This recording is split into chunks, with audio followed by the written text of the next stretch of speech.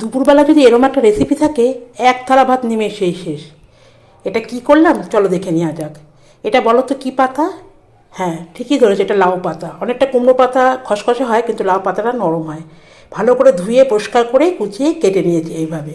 তারপর একটা কড়াই বসিয়ে দিয়েছে, তাতে কোনো তেল দেইনি। দুটো কাঁচা লঙ্কা, 4 কোয়া রসুন, সামান্য একটু নুন আর একটু হলুদ দিলাম। একটু নাড়িয়ে নিয়ে ঢেকে রেখে দেবো। চলো এই ফাঁকে জানিয়ে দিই সকলকে শুভ দুপুরে অনেক অনেক শুভেচ্ছা। দেখো মোটামুটি 2 মিনিট লেগেছে, এরকম একটা শুকনো শুকনো ভাব এসে গেছে। নামিয়ে নিয়েছি। তারপর বেশ ভালো করে ঠান্ডা করে নিয়েছি। নিয়ে এবার মিক্সিতে দিয়ে দিলাম ওই পাতা সিদ্ধটা, তার সাথে কিছুটা ধনেপাতা দিলাম, সামান্য একটু 2 দানা চিনি আর 1 চিমটে নুন। নুনটা দিয়ে আগে দিয়েছিলাম। এবার একটা কড়াই বসিয়ে তাতে সর্ষের তেল দিয়ে 1/2 চামচের মতন কালো জিরা দিলাম। তারপর একটা শুকনো লঙ্কা দিলাম, দিয়ে পেস্টটাকে ছেড়ে দিলাম। আর এই সময় কিন্তু গ্যাসের ফ্লেমটাকে একদম কমিয়ে রাখতে হবে। 1 চিমটে হলুদও দিয়ে দিলাম। বেশ ভালো করে নাড়িয়ে নিলাম। নাড়াতে নাড়াতে যখন একটা এরকম মন্ড হবে, দলা মতন হয়ে যাবে, কড়াই থেকে ছেড়ে আসবে, ঠিক সেই সময় একটা পাতার মধ্যে ওই পাতাটা রেখে লঙ্কা দিয়ে সাজিয়ে দিলাম।